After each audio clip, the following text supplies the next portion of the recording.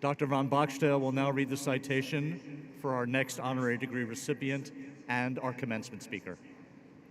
His love of filmmaking reportedly started when, as a 10-year-old, he received a camera as a gift, going on to make dozens of short films before he even had a driver's license.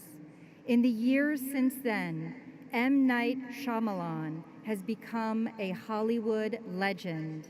Yet, the director, producer, screenwriter, and actor whose breakout hit The Sixth Sense appeared nearly 20 years ago, is known for filming and setting his movies in and around the city, hiring locally and utilizing area vendors and showcasing some of the region's best-loved attractions and locales. With 6 Academy Award nominations to his credit, Mr. Shyamalan mines otherworldly plot lines, and audiences everywhere respond.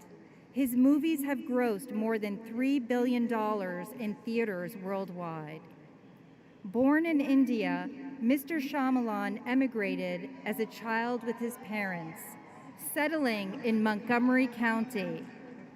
After graduating from Episcopal Academy, he majored in film at the New York University Tisch School of the Arts. A New York Times article described Mr. Shyamalan as an A-list Hollywood legend whose work is ablaze with beauty and wisdom. He has been honored on numerous occasions, appearing on the cover of Newsweek. Mr. Shyamalan also devotes his time to the philanthropic projects of his family foundation.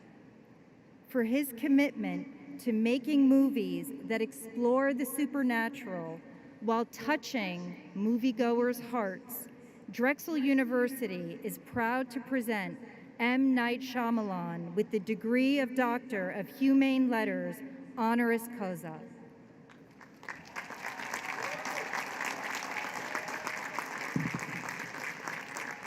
By the authority vested in me by the Board of Trustees of Drexel University, under the charter issued by the Commonwealth of Pennsylvania, I confer upon you, M. Night Shyamalan, the degree of Doctor of Humane Letters, honoris causa, with all the rights and privileges pertaining thereto.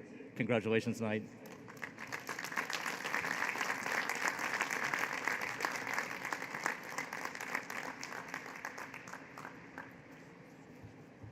And Dr. Shyamalan will now deliver our commencement address.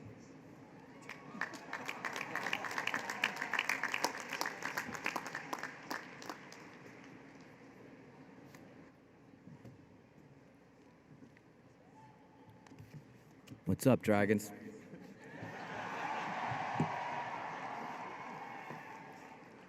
All right, let's start with how grateful I am. I met John Fry at an Eagles game before we were the Super Bowl champs. I want to thank Drexel as a community. I want to thank the trustees, and I understand there's like 20 to 25,000 people here. I want to thank all of you for coming here today and let me be your speaker today. It's quite an honor. I actually came here, guys, to ask you a question. How many of you are going to change the world? Now, ideally, all of you would have stood up and would have yelled and screamed and cheered and chilled this damn stadium. For those of you who don't know me, I'm a filmmaker. I was born in India, and I spent my whole life here in Philadelphia. And I'm going to tell you 2 versions of my life so far, both equally true. This is an attempt to be real for a second with each other. This is going to be a really unusual commencement speech. Well, here's the first version. Went to NYU Film School on 2 scholarships, graduated in a little over 3 years, made my first film at 21, making me one of the youngest professional filmmakers in history, sold an original script in one of the biggest bidding wars of the time, and then went on to be a writer on 3 films that went on to be the 3 biggest films of that year for 3 studios. One of them was The Sixth Sense. I wrote at 25, directed at 27, went on to become one of the biggest films of all time. Wrote and directed nonstop from then till now, culminating at over $3 billion. in the theaters, most of which came from original movies out of my head. Word for word, I could argue that I am the highest paid writer in the world. I've been offered every franchise film you can imagine. Everything I've ever written since puberty has been offered to be made into a film. My films have opened #1 in every country in the world countless times. Most likely every adult in this stadium has seen one of my films. Most likely every one of these adults has given me money. I have never had a job other than a filmmaker. I walk into a room with other filmmakers, and the word I hear most often is honor. It's an honor to meet you. I meet artists from around the world, and they say, you are an icon. So now here's the second version of my career. Made a film at 21. It was pulled from one theater in 2 weeks.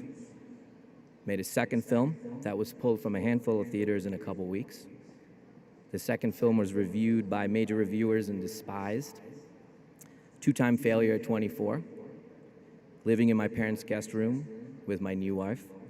Sold a script to Fox and was immediately fired by them as the director. Show my film The Sixth Sense to people. No one thinks it will work. It gets dumped in the worst release time of the year back then. Make a few hit films in a row. Then make a film that Newsweek calls the worst film of the year. Win countless awards for failure and lack of talent as the years go by. There is an internet blog mocking me and raising money to send me back to film school.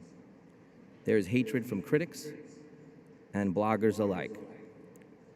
I make children's films that get roasted and fail, have a press screening of a film that I love, and in the middle of the press screening, a person stands up and says, "This film sucks." Never happened before or after. A studio's computer gets hacked. In those hacks, there are released emails that say they don't believe in me and wouldn't hire me. Find myself questioning myself, every thought that comes out of my head. The world of my industry has decided I have no worth. I am a cautionary tale, a person who got lucky for a time, but revealed himself to be a sham. I make an independent film that I pay for, and every single studio passes. I am on the verge of financial collapse. I do not believe in myself. How do we explain these two versions of a life? How does this all make sense? You know, it did make sense to me, and I can go back and understand it all, because there was a principle at work, and I didn't see it. I was incredibly powerful at every step of the way, and I didn't see it. I am here to put forth the theory that every one of you is insanely powerful and don't know it. Let me tell you the moment kind of this all started to make sense to me. So I told you I decided to pay for a film, right, this independent film. Well, I took a loan against our house, and this was kind of a time when nobody was calling. Nobody wanted to make a film with me. So I don't know if this was out of courage or just desperation, but I took a loan against our house, and I made a film without anybody's permission. So I went and shot the movie, and 6 weeks after I finished it, I was so nervous about what I'd done. I wanted to show the film studios the movie to get one of them to buy it, so I would know I'd be safe before I finished the film. I flew out to Los Angeles, and I showed it to every studio. Everyone passed. Now, passed means they're not interested. That's kind of an industry term. I flew home in a daze.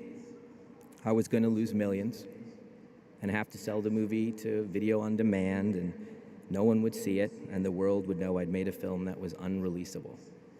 I came home into my house, and I saw my family. I was really quiet. Obviously, I was in a daze, and my youngest daughter, who's here somewhere, was in the dining room, and there was a puzzle box that she wanted to do that we were given, and I promised her we would do this puzzle. And I just was standing there in a daze, and I was like, "You want to do the puzzle?" I asked her softly, and she said, yeah. She was really excited. So we opened up the puzzle box, dumped all the pieces, 1,000 pieces, on the dining table, and we started the puzzle. And we took 10 minutes, 15 minutes, and looked and tried to find the shape, and we found 2 pieces that fit together. And then we spent another 15 minutes, and we found a second piece, to put it together, another one. And I was like, this is impossible. This is just impossible. And we spent another 10, 15 minutes and found another piece. and another 10, 15 minutes, and found another piece, and another, and another. And we're about like 2 hours in now, and we have like 8 to 10 pieces, and we're ecstatic. And we feel so accomplished and excited, and it hits me. It all suddenly felt so simple. Why did we keep looking for another piece? Why didn't we just stop? Why didn't we give up? How did we find those 8 to 10 pieces? Because we knew there was a picture. It's right there on the box. It's right there. And then it kind of all, I mean, I literally remember this moment in the dining room. It all felt suddenly so simple, intensely simple and right. I don't need to know what the picture is of my life. I just have to trust there is a picture. Find the next puzzle piece and trust. Don't try to figure out the picture. Don't try to find all the pieces at once. Find one piece, trust the rest. I felt relief, and more to the point, I felt powerful. So I went into the editing room the next day, and I just made one scene better, just one moment better, and I just concentrated, tried a different take, moved the line a little bit, tried a different, sound effect here, made that moment better. Then I made another moment better, and another moment better, and another moment better, and I just stopped thinking about selling the movie. I stopped thinking about what was going to happen to me, and I just got addicted to this feeling of finding that next thing, making that next thing better, and I just did that day after day after day after day, and then when I was almost done, I was like, I know who I want to show to. There was one studio that said they wouldn't mind seeing it when it was done. And so when I finished it, we went to a movie theater in Los Angeles, and I asked this one studio to come out there. We showed them the movie in front of an audience. The audience went crazy. They bought the movie. That movie was The Visit. It was bought by the Universal Pictures, and it went on to become one of the biggest independent movies of that year. And it cost $5 million. Thank you. And it made $100 million, and I owned it. And then I paid for my next film, Split, and that cost $9 million, and that grossed $280 million. And then I just paid for the next movie, Glass. I tried to make sense of all of this, what I just told you guys. What was I feeling at the puzzle? Why did I feel so powerful? And how did that manifest into reality in the real world? How is it sometimes in life I felt powerful and sometimes not? How was I getting these conflicting signals? How come the system held me in place where it wanted to and other times I could do what I wanted? Then I came across this philosopher, Epictetus. Epictetus is a Greek philosopher from about 2,000 years ago, and in his book called The Handbook, he talks about how the universe works. To believe Epictetus' philosophy, you have to believe one thing. You have to believe the universe is fundamentally benevolent, fundamentally good. This is just something you just gotta accept in your DNA, in your bones. He delineates between those things that we have power over and those things the universe has power over. At any moment in our lives, we have control over countless things, including our thoughts, and that is enough. When we try to put control or put our energy into those things the universe has control over, it will backhand you and teach you otherwise. It is in this dynamic that we get confused, where we start to feel falsely powerless. If you write a song, put all your energy in the emotion and the craft of writing the song. Spend no energy on how it will be received after that. That's the universe's job. It may want you to fail on your first few albums, but let you find the exact right writing partner that lets you dig deeper and find that point of view that will change the world. It is none of your concern how the universe helps you. You just have to believe the universe is moving on your behalf to let you grow and give you countless opportunities to do what you are doing. You got fired in the field that you love, there was a reason, one that will help you. What do you have control over at that moment? That is enough. A person who concentrates on what they have power over becomes unlimited in their ability to manifest what they want in the world. What do you have control over, and leave the rest to the control of the universe? It's on your side. Don't try to get involved in its business. You're going to get smacked.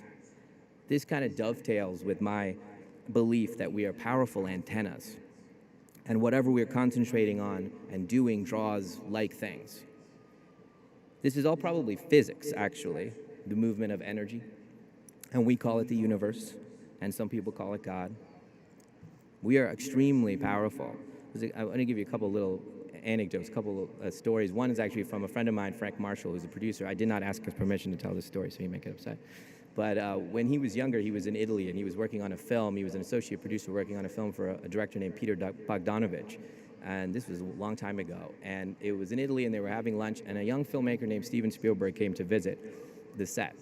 And they sat down. He told me the story. They sat down for the lunch, and Peter Bogdanovich, the director, said, "Hey, can you fix that XY? Did you guys take care of that XYZ problem? I'm really worried about this." And Frank sat down at the table, and all the pasta was laid out for everybody, and he just got up and said, "I'm going to take care of this right now."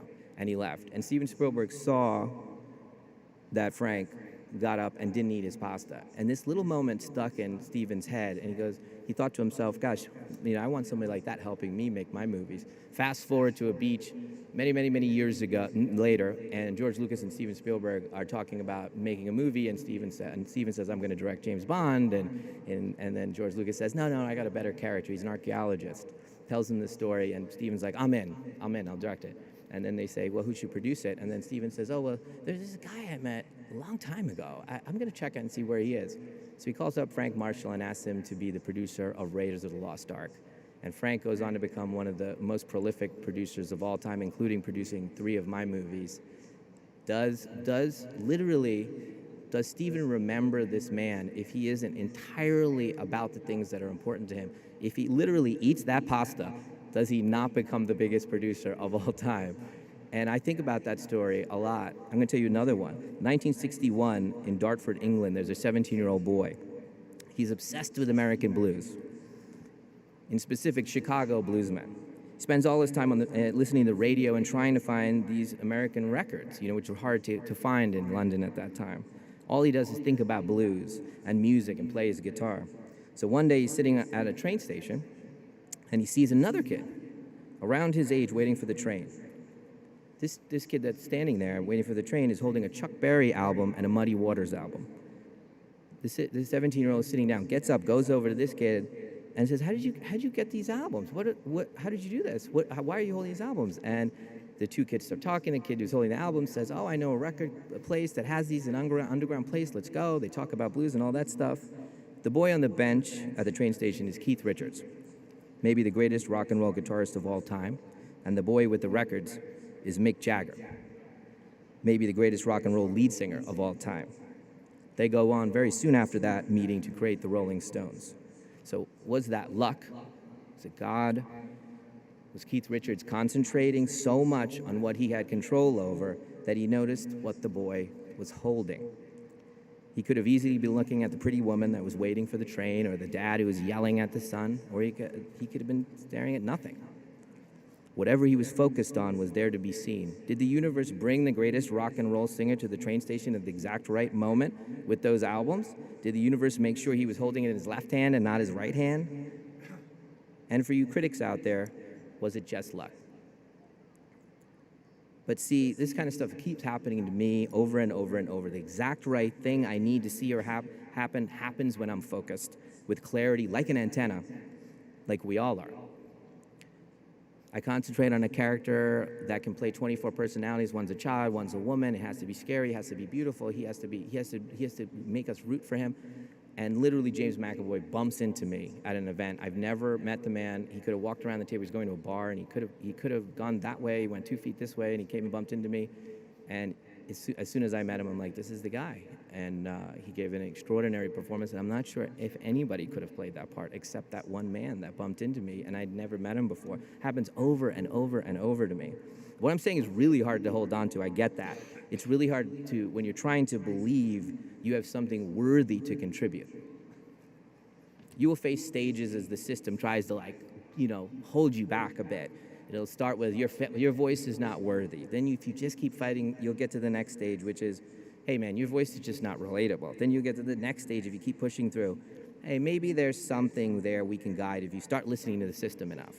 Then you keep pushing forward, and you get to whatever's working in your voice is not sustainable, it's a fluke. And then you keep working, and you keep concentrating on the things you have control over, and you get to, hey, yeah, your voice is great. We're going to put it in the system, and the system changes. The same thing goes on with my original movies. It starts out like, it's always the same. This is terrible. This is a mess.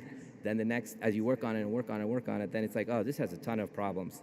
It's too weird. And then it graduates to, hey, parts of it work. Then it goes to, it's pretty good, but X, Y, Z expected thing is better. And then it finally goes to, I knew that was great all along. Many times I've stopped at one of these stages and agreed. Other times I've powered through to my own truth, like the visit, with the puzzle pieces which remind me where my power is. I vacillate from powerful to powerless, how pathetic and inspiring I am, just vacillating back and forth in equal measures. The system has pre-programmed me to believe the prior. It's why our basketball players miss their open shots. They don't realize they're in complete control of the outcome and believe they might be powerless, and the circumstances will prove that. You can see it as they're taking that shot when it goes from the things they have the control over to wondering what will happen, which is the universe's job. It's why we shove away someone we love and we're getting intimate with. We feel the need to protect ourselves because we're not in control of the outcome and we'll get hurt by what the universe sends us. Our fear of what we have power over, our actions, our gestures, our words, our thoughts, isn't enough. We grab for what the universe has control over. And here's the strange part. We are all bizarrely scared of our own power.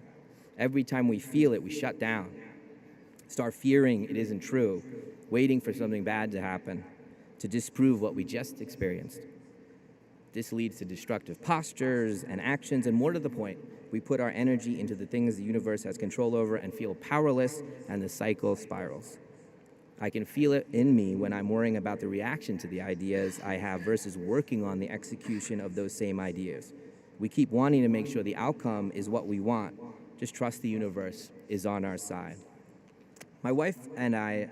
Bhavna Shyamalan, and I have a foundation, the M. Night Shyamalan Foundation. We help leaders around the world that move their communities forward despite impossible odds.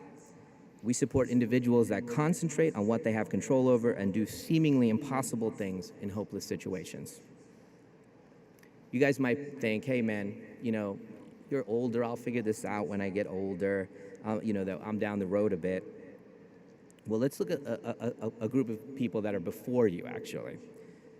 I'm particularly interested in the achievement gap in America. Where are my education graduates? Where are they? How many of you, the rest of you, know what this is? The education gap, the achievement gap. This is the gap between low-income inner-city schools, which are 98% African American and Hispanic, and their white suburban counterparts. And this has existed forever and continues to this day, and it drives me crazy. I wrote a book called I Got Schooled a few years ago based on our research our foundation did by scouring education studies in the United States over the last 25 years. I went in there thinking and looking for why these schools were bad. And what I found out, there's nothing wrong with these schools. The data was really clear if you really look at it. It's outside the schools that there is a problem. Those kids walk in there with a belief system so strong that we created.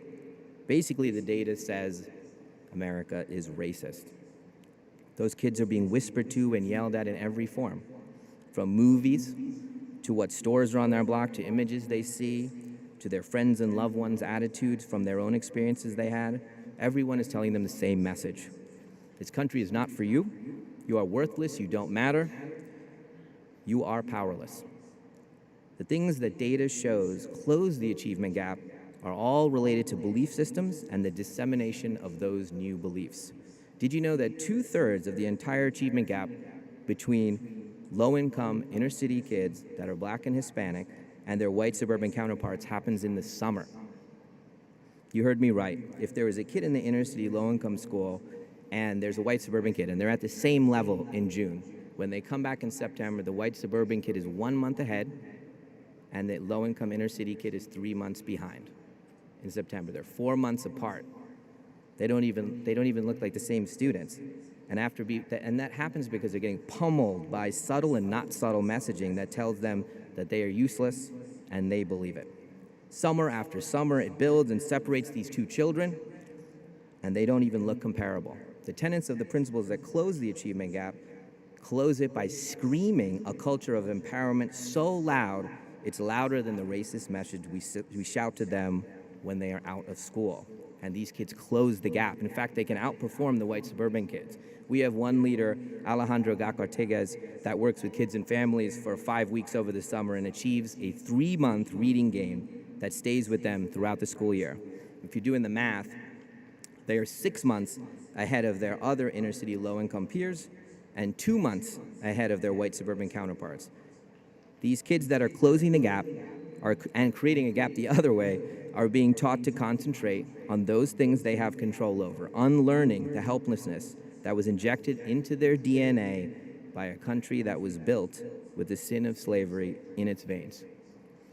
What I believe is that this is a direct line from 300 years ago to the achievement gap, a belief system. Why didn't every single one of the 2018 graduating class stand up and roar and cheer when I asked them if they were going to change the world? The banality of life sometimes lulls us into believing there isn't this matrix-like power over the world, that we are this powerful, that those that stand before you, like myself, have some magic power. You know, I didn't come here to advise you. I came here to demand you stop pretending and lead me. The system tricks us into thinking we are powerless, and the system will give us power when it deems fit. But here's the amazing thing. The system is made up. Caps, the gowns we're wearing, the chairs, everything's made up. Art, the length of a record was, you know, the song is made by the size of the record. Seatbelts not being on buses. Bands leaving the stage and coming back for an encore. The dairy industry is good for you. We don't know how to make electric cars. The laws, the electoral system based on protecting those states with slaves, it's all made up. Why not you? Why did you buy into this garbage that you are not the creators of this world? When did you turn into those little inner-city African-American and Hispanic kids who believe they are not smart? When did you start on the journey to be like me and vacillate and discredit truth as it happens to me? When did you abdicate your power to start secretly cursing the universe? I didn't come here to lecture you and say, be like me. I came here to say, be better than me. Be way better than me. We've all been told a lie. It's what kept you in those damn seats that someone else decided the width and the depth and the curve of, and by the way, it's bad for you. Someone else decided how you were going to sit.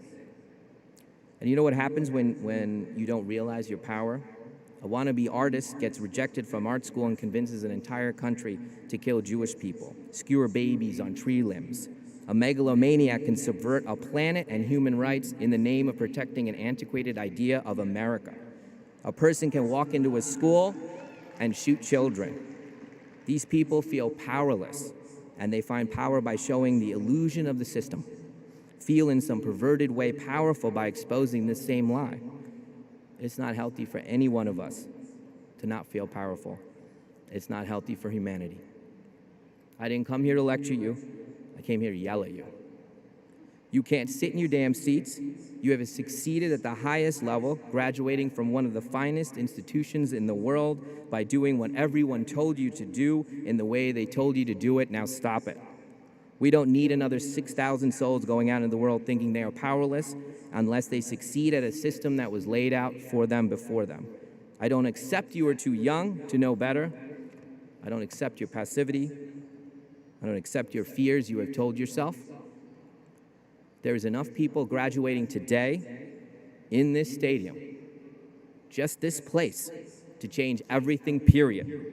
Every law, every medical practice, every art form, every way our society relates, how we treat the mentally ill, how we treat those that don't look like us.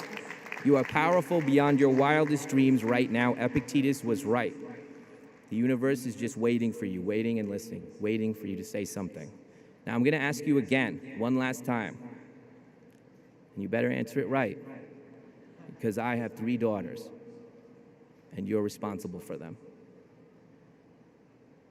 From this point on, you're responsible for all our sons and daughters. Class of 2018, how many of you are going to change the world?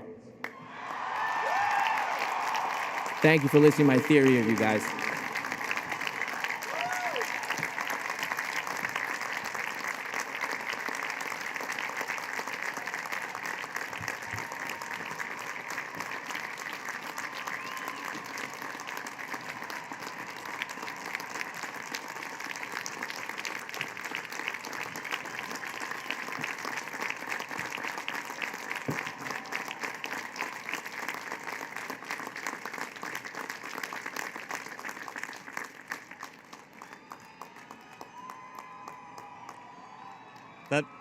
That wasn't a commencement speech.